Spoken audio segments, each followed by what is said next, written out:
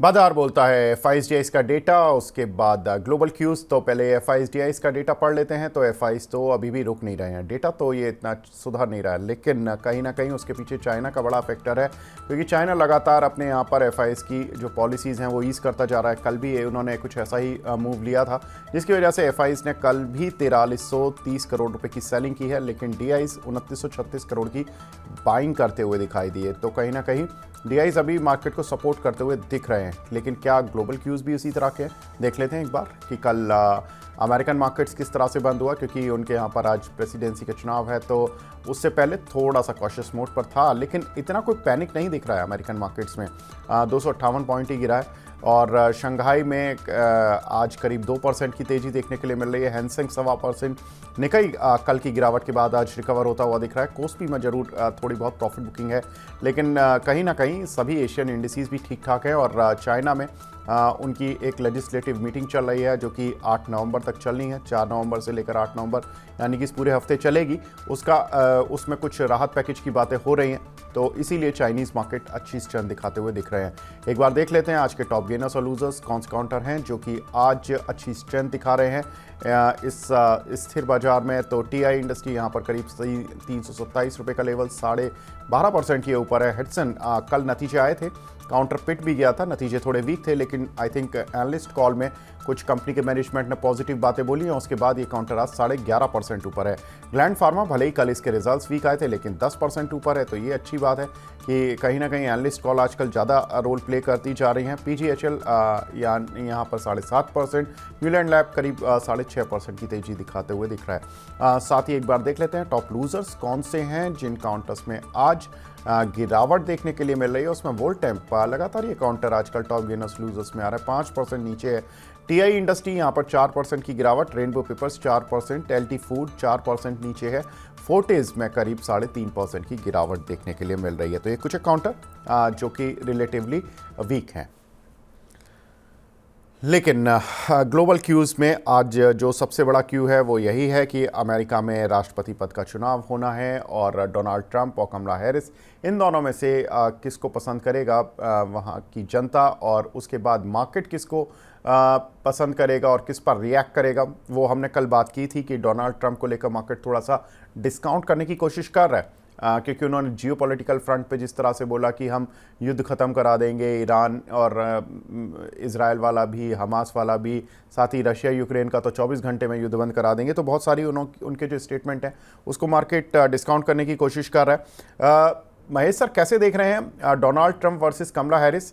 आप किसको चाहते हैं कि कौन राष्ट्रपति बने, और क्या कुछ आपने स्टडी किया और क्या कुछ समझा कि किस सेक्टर, किस शेयर पर दाव लगाना चाहिए?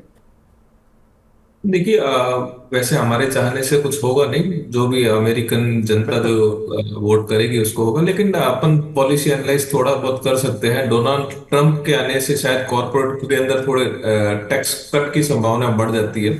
तो उसके हिसाब से वहां पे एक कॉर्पोरेट अर्निंग में थोड़ा सा आपको देखने को मिल सकता है। तो डोनाल्ड ट्रंप के आने से थोड़ा सा वो टाइप का फायदा होगा, और कमला हैरिस के आने से सोशलिज्म जो एक्सपेंसेस है वो थोड़े से ज्यादा बढ़ जाएंगे। तो दोनों के अंदर पॉलिसी का थोड़ा सा डिफरेंस अपने को देखने को मिलेगा। हालांकि डोनाल्ड ट्रंप की जो बाकी सारी चीजें हैं उससे अभी इतना इत्तेफाक नहीं रखते हैं, बट एक बार इलेक्ट हो जाए तो उसके बाद में से शायद मार्केट को over a long term period देखें तो शायद इंडिया को बेनिफिट होता हुआ अपने को दिखाई देगा। तो ये वैसे दोनों ही कोई भी आवे, अभी जैसे बिडेन की गवर्नमेंट चल रही है तो भी इंडिया के लिए इतना कोई खराब नहीं है, न्यूट्रल टाइप ही है। पर डोनाल्ड ट्रंप अगर इलेक्ट होते हैं तो कहीं ना कहीं पे लॉन्ग टर्म के लिए इंडिया के लिए एक पॉजिटिव साइन हमारे को कहीं ना कहीं पे देखने को मिलते हैं। और वहां पे भी एक कॉर्पोरेट ट्रेड टैक्स कट है, और वहां पे जो ओल्ड रिलेशनशिप जो अपने इंडियन गवर्नमेंट की मेंटेन किए हुए हैं, तो उसके हिसाब से लगता है कि डोनाल्ड ट्रंप ज्यादा फेवरेबल अपने को, मार्केट के हिसाब से शायद डोनाल्ड ट्रंप ज्यादा फेवरेबल सही रहेंगे। जी। तो डोनाल्ड ट्रंप मार्केट के लिए ज़्यादा फेवरेबल रहेंगे, ये मार्केट पार्टिसिपेंट्स का ज़्यादातर मानना है, और दुनिया भी यही डिस्काउंट किए हुए बैठी है। लेकिन अगर नहीं आते हैं इन केस, तो सर कितना तेज रिएक्ट करेगा मार्केट?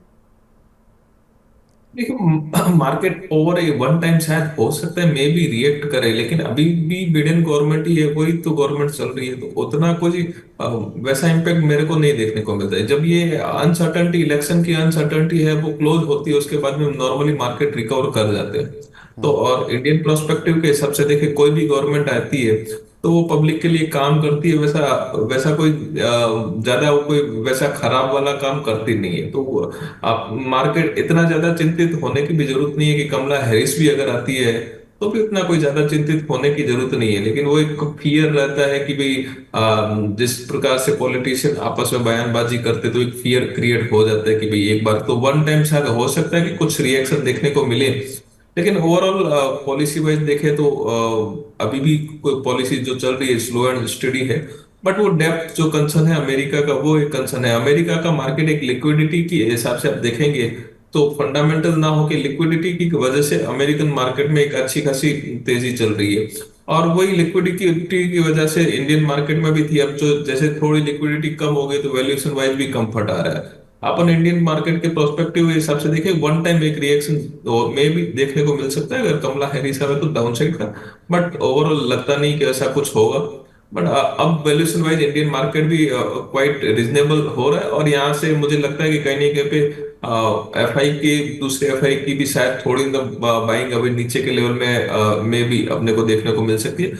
और इनकेस अगर ये थोड़े दिन और कंटिन्यू कर गया तो फिर एक लंबा और करेक्शन, डीप करेक्शन अपने को देखने को मिल सकता है, जो अभी तक के हिसाब से नहीं लगता कि आएगा।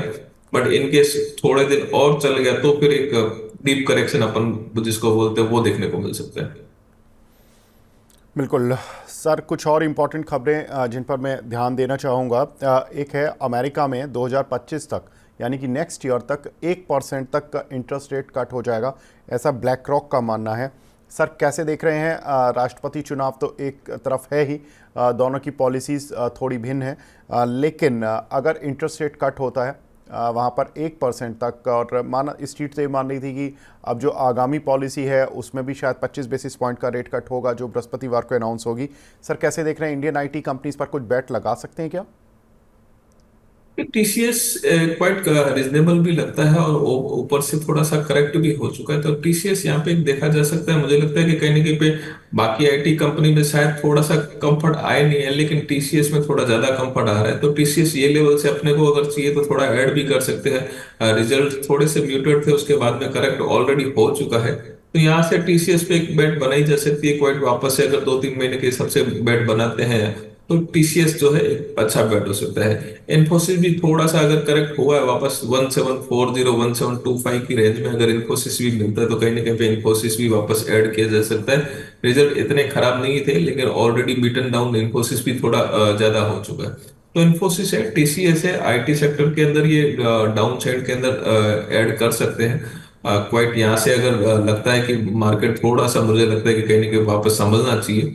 अगर जो थोड़ा बहुत दिख भी रहा है, कल के सेशन में थोड़ा बहुत दिखा भी था, कुछ स्टॉक्स के अंदर वापस से रिकवरी देखने को मिली थी। तो हो सकता है कि मे बी अब यहाँ से थोड़ा सा अपने को स्टेबलाइजेशन स्लो एंड स्टडी देखने को मिले, एक स्टॉक स्पेसिफिक या देखने को मिले या सेक्टर स्पेसिफिक देखने को मिले। तो एक थोड़ा बहुत रुझान वापस एक अपसाइड के धीरे धीरे, क्योंकि एक अनसर्टनटी जब खत्म होती है उसके बाद में वो एक फेज चालू होता है। तो अब आगे अपने महाराष्ट्र के इलेक्शन है, लेकिन यूएस का इलेक्शन जब रहता है तो एक ज्यादा अनसर्टेनिटी देखने को मिलती है। और आप पास्ट रिकॉर्ड भी उठा के देख लोगे तो अक्टूबर के बाद में नवंबर का एक फेस ऐसा रहता है जहाँ के अंदर एक थोड़ी सी अपने को स्लो एंड स्टडी रिकवरी देखने को मिलती है। बिल्कुल, तो अक्टूबर से बेहतर नवंबर ही देखने के लिए मिला है, लेकिन लगातार 3 साल में एक डेटा पढ़ रहा था जिसमें कि 3 साल लगातार नवंबर में अच्छा प्रदर्शन रहता है। ये तीसरा साल है, तो अब देखते हैं ये तीसरा साल कितना फ्रूटफुल रहता है, क्योंकि काफ़ी सारे इवेंट हैं। अमेरिका में राष्ट्रपति पद का चुनाव, फेड की मीटिंग, उसके बाद महाराष्ट्र के इलेक्शन पर फोकस हो जाएगा, तो उन सभी के आउटकम बिल्कुल इंपॉर्टेंट होंगे मार्केट के लिए। लेकिन सर एक और इम्पॉर्टेंट चीज़ जो कि रुक नहीं रही है वो है एफआईज़ की सेलिंग। 26 सेशन से लगातार एफआईज़ की बिकवाली इंडियन मार्केट्स में देखने के लिए मिली है। 1,15,000 करोड़ के आसपास हो चुकी है अगर 26 सेशन का डेटा उठाकर देखें। सर ये जो ब्रोकिंग स्टॉक्स हैं, आप तो ब्रोकिंग में भी काम करते हैं अच्छे पद पर, तो सर आपको पता लगता होगा कि क्लाइंट्स का पार्टिसिपेशन कुछ कम हुआ है, ब्रोकरेज इनकम कुछ कम हो रही है। कैसे ट्रैक करें इन सभी शेयरों को, Angel One, Motilal Oswal, M K Edelweiss जैसे शेयरों को कैसे ट्रेड करें इन पर? डेफिनेटली थोड़ा बहुत इम्पैक्ट ये क्वार्टर में अपने को देखने को मिलेगा, क्योंकि क्वाइट अगर प्रेशर मार्केट के अंदर बना है तो क्वाइट थोड़े वॉल्यूम कम भी हो जाते हैं। एफएनओ के अंदर जो रिसेंट रूल्स आए हैं उसके हिसाब से भी थोड़ा इम्पैक्ट देखने को मिलेगा। तो क्वाइट ये क्वार्टर अपने को देखना पड़ेगा कितना इम्पैक्ट पड़ रहा है, लेकिन ये अभी के हिसाब से ऐसा लगता है कि थोड़ा सा एक नेगेटिव साइड का इम्पैक्ट सारे ब्रोकिंग के अंदर अपने को देखने को मिलेगा। हालांकि आज एंजल के डेटा आज आए हैं वो ठीक ठाक आए हैं, बट मुझे लगता है कि कहीं ना कहीं भाई ये क्वार्टर तो थोड़ा सा ब्रोकिंग इंडस्ट्री के लिए थोड़ा म्यूटेड ही जाना चाहिए। तो आप देखेंगे कि तो थोड़ा सब जगह पे रिवेन्यू, जो रिवेन्यू साइड है या न्यू अकाउंट ओपनिंग साइड है, वो सारे के अंदर थोड़ी सी एक डी ग्रोथ टाइप का एक्टिविटीज अपने को देखने को मिलेगा। और ज्यादा इम्पैक्ट शायद में भी हो सकता है कि एंजल के ऊपर थोड़ा ज्यादा इम्पैक्ट देखने को मिले, क्योंकि एंजल का साइज थोड़ा सा बड़ा है, मोतीलाल का साइज भी थोड़ा बड़ा है, तो वो हिसाब से उन स्टॉक्स के अंदर थोड़ा सा ज्यादा इम्पैक्ट अपने को देखने को मिले। बट यस, नेगेटिव इम्पैक्ट आएगा, रिवेन्यू सबके थोड़े से म्यूटेड ये क्वार्टर के अंदर आने चाहिए। जी सर, एक और इम्पॉर्टेंट डेवलपमेंट जो कि चीन में चल रहा है, लगातार राहत पैकेज पर बात होती है। नवंबर को लेकर बातचीत हो भी रही थी कि वहाँ पर कुछ राहत पैकेज आएगा।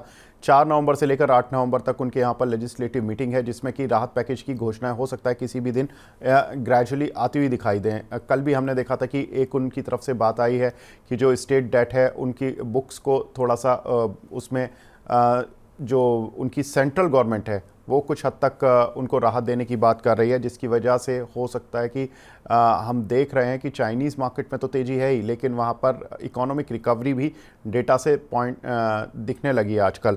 सर कैसे देख रहे हैं, अगर वहाँ पर कुछ राहत पैकेज आता है तो मेटल कंपनीज़ को कौन सी मेटल कंपनीज़ पर दाव लगाएं अगर लगाना है तो? नहीं, डेफिनेटली चाइना के हिसाब से देखें, क्योंकि एक अच्छा साइन है मेरे हिसाब से एशियन, पूरी एशियन कंट्रीज के लिए एक अच्छा साइन हो है।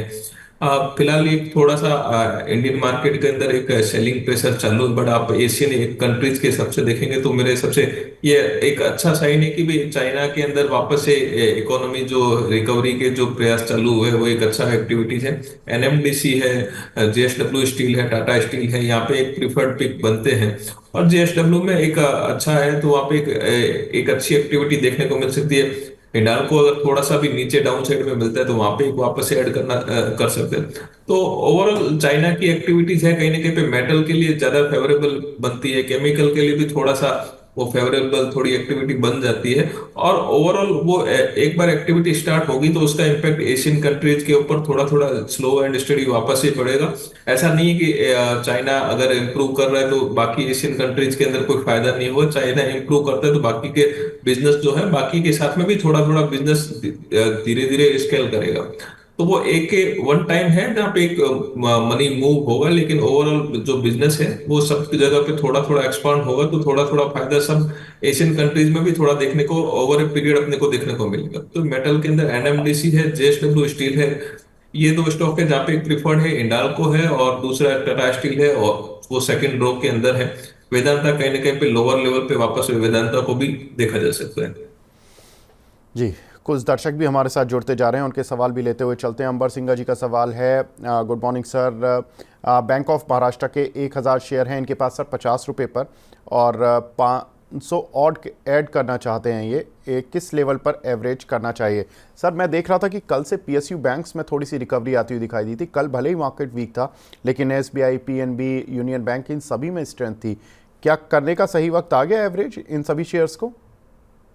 देखिए, वैसे वैल्यूएशन वाइज सब सब में कंफर्ट आ रहा है। आप देखेंगे वैल्यूएशन वाइज देखेंगे, पीएनबी में भी कंफर्ट है, एसबीआई में भी कंफर्ट है, केनरा बैंक में भी कंफर्ट है, बैंक ऑफ बड़ौदा में भी कंफर्ट है, बैंक ऑफ महाराष्ट्र, यस, वहां पे भी एक कंफर्ट बनता है। तो वैल्यूएशन वाइज सब में कंफर्ट है। क्वाइट एक मार्केट एक साइकिल जो है चर्निंग का वो चल रहा है। अब जैसे पीएसयू में रैली है तो सबके अंदर लीडिंग बैंक जो है एसबीआई लीड कर रहा है। स्लो एंड स्टडीज आप देखेंगे तो हमारी दिवाली पिक के अंदर सबसे पहले एसबीआई को भी हमने डाला था। तो जैसे जैसे वो लीड कर रहा है उसके साथ में जो है बाकी सारे पीएसयू भी स्लो एंड स्टडी करेंगे। Bank of Maharashtra, yes, definitely आप ऐड कर सकते हैं, और उसको शायद हो सकता है कि एक डाउन साइड जब आपको देखने को मिले, अगर मिलता है, मुझे लगता है कि कहीं नहीं जब वापस से रिकवरी फेज चालू हुआ है, लेकिन इन केस मार्केट है थोड़ा भी डाउन साइड मिलता है तो आप ट्रेंचेस के अंदर आप ऐड करें। 48 से 53 की रेंज में शायद एक बेटर रेंज हो सकती है बैंक ऑफ महाराष्ट्र ऐड करने के लिए अभी के नजरिए के हिसाब से।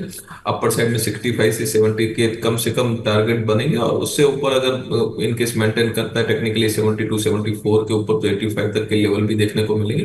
लेकिन स्लो एंड स्टडी है, थोड़ा सा लॉन्ग टर्म नजरिया रखना पड़ेगा। बैंक ऑफ महाराष्ट्र ये आप ऐड कर सकते हैं। अच्छा नंबर्स जो है ठीक ठाक आते जा रहे हैं, कंटिन्यूस काफी सालों से इंप्रूवमेंट हो रहे हैं नंबर में। जी। दीपक जुगाड़ जी का सवाल है, वो भी बैंक्स पर ही पूछ रहे हैं लेकिन प्राइवेट बैंक्स हैं, आईसीआईसीआई बैंक और एक्सिस बैंक। सर इनके कुछ शेयर लिए हुए हैं 1250 पर आईसीआईसीआई और 1200 पर एक्सिस, अब क्या करना चाहिए, लॉन्ग टर्म व्यू जानना चाहते हैं।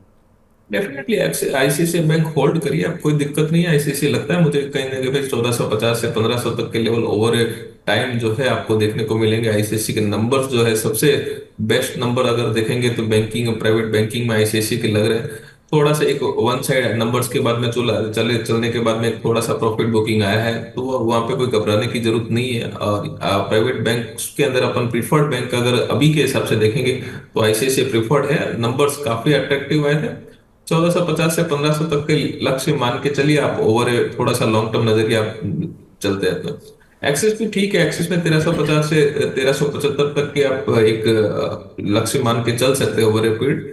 But compare to Axis ICICI ज्यादा प्रेफर्ड। जी। विमल जैन जी का सवाल है, वो पूछ रहे हैं कि सर इस समय कौन से सेक्टर में इन्वेस्टमेंट किया जा सकता है, और या अभी कैश को अपने हाथ में ही रखें और वक्त आने दें। नहीं देखिए, थोड़ा थोड़ा आप उसको कर सकते हैं, क्योंकि कब पता नहीं कि अगला स्टेप्स क्या होगा। थोड़ा कैसे हाथ में रखिए, लेकिन थोड़ा थोड़ा यहाँ से यूटिलाइजेशन आप करना चालू कर दीजिए। आई थिंक अपन जैसे मेटल की ऑलरेडी डिस्कस कर चुके हैं, बैंकिंग में प्राइवेट बैंकिंग है, वहां पे वैल्यूएशन कंफर्ट भी आ रहा है, और आगे जो चीजें दिख रही है वो भी कहीं ना कहीं पे पॉजिटिव दिख रही है। तो ये दो सेक्टर है जहाँ पे अपन धीरे धीरे स्लो एंड स्टडी कर सकते हैं। आईटी में भी क्वाइट थोड़ा थोड़ा रिजनेबल हो रहा है। तो एक कॉर्पस के हिसाब से एक स्टेड एसआईपी मोड टाइप में करके आप उसको चालू कर सकते हैं। थोड़ा कैसे यहाँ से डाला जा सकता है, प्राइवेट सेक्टर बैंकिंग है, पीएसयू बैंकिंग है, मेटल है, आईटी है, ये चार अभी फिलहाल के सबसे प्रिफर्ड सेक्टर लग रहे हैं। जी। सर अवंती फीड कैसा लगता है, आशीष जी पूछ रहे हैं, क्योंकि इनके पास 725 रुपये के शेयर हैं, शेयर अभी 580 रुपये तक आ गया, तो करीब करीब इनको 200 रुपये से ज़्यादा का लॉस हो रहा है, क्या करें सर। नहीं डेफिनेटली डाउन फेस चल रहा है, बट इतना ज्यादा नीचे आ गया तो इसको थोड़ा सा टाइम देना पड़ेगा, medium to long term time देना पड़ेगा। शायद इनके लेवल 740 से तक के जो लेवल है, मुझे लगता है कि वापस से कहीं ना कहीं रिकवरी फेज के अंदर देखने को मिलेंगे। लोअर लेवल का एक स्टॉप लॉस 528 524 के करीब करीब लगा के रखिए। वापस से जब रिकवरी फेज चालू होगा तो स्लो एंड स्टडी शायद 740 तक के लेवल जो आराम से इसको देखने को मिल सकते हैं। बिल्कुल। रिजल्ट्स का वेट कर लें सर इनके, क्योंकि इनके जो मैं देख रहा था जून क्वार्टर का रिजल्ट तो काफ़ी अच्छा आया था, लेकिन काउंटर भले ही गिरा है, लेकिन अगर रिजल्ट्स की एक्सपेक्टेशंस ठीक ठाक हो हो सकता है काउंटर में रिकवरी आ जाए, लगती है सर। देखिए अभी फिलहाल मार्केट जो है नंबर्स के ऊपर रिएक्ट कर रहा है, कुछ एक नंबर्स के ऊपर, लेकिन अभी फिलहाल जो फेस चल रहा है वो डिमांड और सप्लाई के फेस में चल रहा है। कोई भी स्टॉक से अच्छे नंबर आ रहे हैं, अगर उसके अंदर सप्लाई हो रही है तो वो भी एक नीचे आपको देखने को मिल सकता है।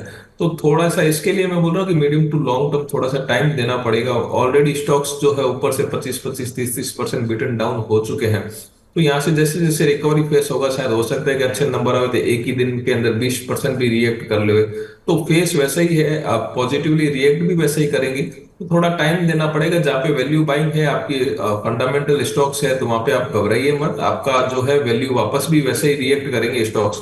तो थोड़ा टाइम आपको देना पड़ेगा, बट नंबर पिछले अच्छे ही आए थे, और ये बार के भी नंबर मुझे लगता है कि कहीं ना कहीं ठीक ठाक ही आने चाहिए। बट जैसे ही नंबर आते हैं तो वो वापस से विजिबल होगा, बट थोड़ा लगता है कि यहाँ पे रिकवरी जो है अपने को देखने को मिल सकती है। बिल्कुल। एक और ग्लोबल खबर सर जिस पर मैं आपका ध्यान केंद्रित करूंगा, वो भी इम्पॉर्टेंट है। कल क्रूड ऑयल में करीब 3% का उछाल देखने के लिए मिला। खबर थी कि ओपेक ने ये कहा है कि जो प्रोडक्शन बढ़ाने की बात कर रहे थे, जो नवंबर एंड तक होना था, वो अब दिसंबर एंड तक होगा। हालांकि 1 महीने का ही ये प्रोडक्शन बढ़ाने का जो डिले किया है उन्होंने। केवल एक ही महीने का है, लेकिन इसका इम्पैक्ट कहीं ना कहीं स्ट्रीट इस तरह से सोच रही है कि ऐसा बार बार ओपेक कर क्यों रहा है। पहले उनको और पहले करना था, अक्टूबर में आई थिंक करना था, उसको बढ़ाकर नवंबर किया, अब दिसंबर किया। तो उनकी मंशा तो क्लियर है ना कि वो प्रोडक्शन बढ़ाएंगे, और प्रोडक्शन बढ़ाएंगे तभी क्रूड पर थोड़ा सा प्रेशर बना रहेगा। और दूसरी बड़ी खबर ये है कि इजराइल पर फिर हमला करने की धमकी दे रहा है ईरान। तो ये बार बार जियोपॉलिटिकल रिस्क लगता है कि थम गया है, लेकिन दोबारा से बढ़ जाता है। सर कैसे देख रहे हैं क्रूड ऑयल और क्रूड ऑयल से जुड़ी कंपनीज को? देखिए, मैंने आपके साथ पहले भी अपने शो में एक बात किया था कि क्रूड ऑयल का रेंज जो है 70 से 75 78 के बीच में मोटा मोटी मेंटेन करेंगे। ज्यादा अगर क्रूड ऑयल डाउन भी हो जाता है वो भी इकोनॉमी के लिए खराब है, और ज्यादा अपसाइड होगा तो भी एक इकोनॉमी के लिए अच्छा नहीं है। तो ओपेक भी कहीं ना कहीं पे उस हिसाब से डिसीजन लेता है कि भी ज्यादा इकोनॉमी पे भी इम्पैक्ट नहीं आए, जो भी क्रूड ऑयल से संबंधित कंपनियां हैं उसके ऊपर भी ज्यादा इम्पैक्ट नहीं है। तो वो हिसाब से वो भी एक डिसीजन, एक फैक्टर रहता है कि वो डिसीजन लेने के अंदर कहीं ना कहीं पे तो वो एक क्रूड को एक मेंटेन करने का कोशिश है, मतलब ओपेक का भी, कि ये रेंज के अंदर शायद मेंटेन रहे तो ज्यादा बेनिफिटेबल रहेगा सबके लिए। तो उस हिसाब से भी एक डिसीजन बनता है। तो ज्यादा मंदी भी क्रूड के अंदर काम की नहीं है। आप इकोनॉमी के हिसाब से देखेंगे तो ज्यादा अगर डाउन साइड भी आवे तो भी एक नेगेटिव अपने मार्केट के अंदर देखने को मिल सकते हैं कुछ एक चीजों के अंदर। तो वो एक ओपेक भी कहीं ना कहीं पे वो हिसाब से डिसीजन सब मिलके वो हिसाब से एक डिसीजन लेते हैं। तो मुझे कहीं ना कहीं पे लगता है कि ये रेंज जो है शायद वो मेंटेन करने की एक ही रेंज के अंदर ट्राई करेंगे, जिससे थोड़ी सी स्टेबिलिटी क्रूड से रिलेटेड सारी चीजों के अंदर बनी रहे। जी। एक और important share sir, Bharti Airtel, जिसकी पेरेंट कंपनी ने कल एक खबर आई थी कि करीब 11,000 करोड़ रुपए, 11,150 करोड़ रुपए बॉन्ड्स के जरिए जुटाए हैं। हालांकि ये पेरेंट कंपनी है जो भारती टेलीकॉम है, ये भारती एयरटेल की भी पेरेंट कंपनी है। लेकिन अगर पेरेंट कंपनी सर इतना बड़ा पैसा उठा रही है तो डेफिनेट सी बात है कहीं ना कहीं तो वो इसी सेगमेंट में बड़ा इन्वेस्ट करेगी। क्या लगता है सर, भारती एयरटेल पर कुछ सोचना चाहिए कि जब पेरेंट कंपनी इतना पैसा जुटा रही हो तो? नहीं, डेफिनेटली टेलीकॉम के अंदर देखेंगे तो भारती सबसे स्ट्रांग प्लेयर है, उसमें कोई डाउट है नहीं। अगर भारती कहीं ना कहीं भी कोई भी डाउन साइड मिलता है तो वहां पे आराम से ऐड किया जा सकता है। कोई भी एक छोटी मोटी नेगेटिव या एक आधे क्वार्टर में थोड़े से नंबर अगर वीक भी आते हैं तो वहां पे घबराने की जरूरत नहीं है। यही टाइम रहता है जहाँ पे अगर लॉन्ग टर्म के इन्वेस्टर रहते हैं वो अच्छी कंपनीज के अंदर इन्वेस्टमेंट कर सकते हैं। और ये एक बड़ी पॉजिटिव खबर है कि भारतीय की पेरेंट कंपनी जो है मार्केट से इतना बड़ा पैसा जो है ले रही है। तो ये एक गुड साइन है कि इन्वेस्टर का फेथ जो है भारती के प्रति काफी ज्यादा है। और टेलीकॉम में कहीं ना कहीं पे भारती में कंफर्ट जो है compare to other companies Bharti में ज्यादा है, क्योंकि उनके बुक्स के हिसाब से। तो मुझे कहीं ना कहीं लगता है कि 1520 1550 की एक रेंज अगर भारती में कोई भी मिलती है तो वहां पे एक अच्छा ऐड करने का लेवल हो सकता है। फर्दर आप नीचे का लेवल देखेंगे, स्टॉप लॉस 1440 के करीब रखें और अपर साइड के टारगेट 1750 18,800 तक के इसमें आराम से एक्सपेक्ट कर सकते हैं। जी। एक हमारे दर्शक हैं अरबाज जी, वो कह रहे हैं सर आप लोग बहुत अच्छे हैं। धन्यवाद अरबाज जी, कुछ सवाल भी पूछिए सर। हम अप्रिशिएट करते हैं आप लोगों के सवालों को। राजेश जी का सवाल है सर, पीएफसी आरईसी, इसमें पूछ रहे हैं कि एंट्री और टारगेट क्या रहेंगे फॉर नेक्स्ट 3 मंथ्स। देखिए, फिलहाल एंट्री और टारगेट का टाइम जो है वो अभी थोड़ा सा दूर है। आई थिंक जब भी अनसर्टेनिटी पूरी क्लियर हो तब अपन उसको एक एंट्री लेवल या टारगेट लेवल में काम कर सकते हैं। अभी क्या मार्जिन ट्रिगर भी होते हैं, अभी बहुत सारी चीजें मार्केट के अंदर फैक्टर कर रही है। तो फिलहाल वो एंट्री लेवल और वो टारगेट लेवल वो अपन इतना इजीली और इतना एक्यूरेटली उसको जज नहीं कर पाएंगे। बट यस, अगर आपको एक लॉन्ग टर्म के नजरिए से ऐड करना है तो फिर आप इसको ऐड कर सकते हैं। फिलहाल अभी डिमांड और सप्लाई का गेम चल रहा है, यहाँ पे फंडामेंटल का गेम थोड़ा सा कम हो रहा है। तो उस हिसाब से आपको एक फेस समझ के चलना पड़ेगा। आपको ऐड करने हैं, स्ट्रैगर्ड वेव में ऐड करने हैं। अगर कोई भी स्टॉक्स आपकी पसंदीदा है, फंडामेंटल है, तो स्ट्रैगर्ड वेव में ऐड करिए। वापस से जब मार्केट स्टेबलाइज होगा उसके बाद में आपको कम से कम जो है एक अच्छे खासे मूव दिख रहे हैं। लेकिन मैं अगर दोनों ही कंपनीज की बात करूंगा तो मेरे को कम से कम 10 से 12% की अपसाइड जो है दोनों ही कंपनीज में पीएफसी आरईसी के अंदर यहाँ से देखने को मिलेगी। बट एक स्ट्रेगर्ड वे में ऐड करने की सलाह रहेगी। आप जी। स्लो एंड स्टडी एक साथ में मत डालिए, क्योंकि हो सकता है कि मार्केट में अगर कोई भी कारण से अगर और थोड़ा सा डाउन साइड अगर क्रिएट होता है तो आपके पास में एक बैलेंस रहेगा, अपॉर्चुनिटी रहेगी कि आप उसको और ऐड कर सको। तो वो स्ट्रगल्ड वे में करी। यहाँ से एक 10 से 12% की इमीडिएट अपसाइड शायद हो सकता है कि मार्केट के अंदर कोई पॉजिटिव रिएक्ट आए तो आपको देखने को मिलेगा। जी। सोनाली मोहपात्रा जी का सवाल है, HCC Hindustan construction company sir, इन्होंने लॉन्ग टर्म के लिए लिए हुए हैं, 49 रुपये 52 पैसे की इनकी बाइंग प्राइस है, अभी 10 रुपये नीचे चल रहा है, क्या करना चाहिए इनको? कोई दिक्कत नहीं है, होल्ड करिए। थोड़ा सा नजरिया मीडियम टू लॉन्ग टर्म रखिए। यहाँ पे भी वापस से आपको 75 से 80 तक के लेवल जो है आराम से देखने को मिलेंगे। और फर्दर उसके ऊपर भी होगा तो शायद उससे भी अच्छा देखने को मिले। एक आधा क्वार्टर हो सकता है कि कोई कारणवश ऊपर नीचे हो, तो घबराने की जरूरत नहीं है। कंपनी ने काफी लोअर फेज से काफी अच्छा रिकवरी स्लो एंड स्टडी किया है, तो मुझे कहीं ना कहीं लगता है कि 75 से 80 तक के लेवल के लिए इनको थोड़ा सा medium to long term hold करना चाहिए। जी। एक हमारे दर्शक हैं कमार अब्बास जी, वो पूछ रहे हैं बजाज हाउसिंग ले सकते हैं क्या सर इन लेवल्स पर? नहीं, ले सकते, कोई दिक्कत फिलहाल मुझे दिख नहीं रही है। अगर लॉन्ग टर्म के हिसाब से ले रहे हैं तो बजाज हाउसिंग यहाँ से ले सकते हैं। फर्दर 175 से 180 तक के लेवल इसमें एक्सपेक्ट वापस से किए जा सकते हैं। जैसे भी मार्केट में थोड़ी सी रिकवरी फेस चालू होगा तो अपर साइड के लेवल 175 से 180 तक के लेवल बजाज हाउसिंग में एक्सपेक्ट कर सकते हैं। जी। सक्षित गंगवार जी का सवाल है, बीएससी को परचेज कर सकते हैं क्या सर 1 साल के लिए? बीएससी को परचेज किया जा सकता है, लेकिन स्ट्रगल्ड वे में करिए, एक साथ में मत कीजिएगा। शायद हो सकता है कि थोड़ा और डाउन साइड अपने को देखने को मिले। वॉल्यूम शायद हो सकते हैं थोड़े कम हो, तो उसका इम्पैक्ट एक्सचेंज के ऊपर भी थोड़ा सा देखने को मिले। यहाँ से ले सकते हैं, थोड़ा स्ट्रगल्ड वे में ऐड करिए। जी। एक हमारे दर्शक हैं संभाजी नगर से, पूछते हैं ये कि टीवी 18 के share still inactive after merger और डिड नॉट गेट नेटवर्क 18 के शेयर। सर, नेटवर्क 18 में टीवी 18 का मर्जर हुआ था, ये सभी हम लोग जानते हैं, तो इसकी वजह से टीवी 18 का शेयर तो स्क्रीन पर नहीं दिखेगा, नेटवर्क 18 का ही दिखेगा। लेकिन नेटवर्क 18 के शेयर अभी तक उन निवेशकों को नहीं मिले। मैं एक दो लोगों से और भी बात कर रहा था, उनको भी नहीं मिले हैं। तो सर ये कितना प्रोसेस लग जाता है? मर्जर अगर हो भी जाता है दो कंपनियों का, तो कितने दिन में जनरली अकाउंट में शेयर आ जाते हैं नई एंटिटी के? मेरे हिसाब से कम 1 महीने का टाइम पीरियड के अंदर आ जाते हैं। अभी तो सेबी ने स्ट्रीमलाइन काफी सारे किए हैं, और हाँ कोई हाँ। कारणवश मुझे आया नहीं है, तो शायद मेरे हिसाब से अभी जल्दी आ जाने चाहिए उनके।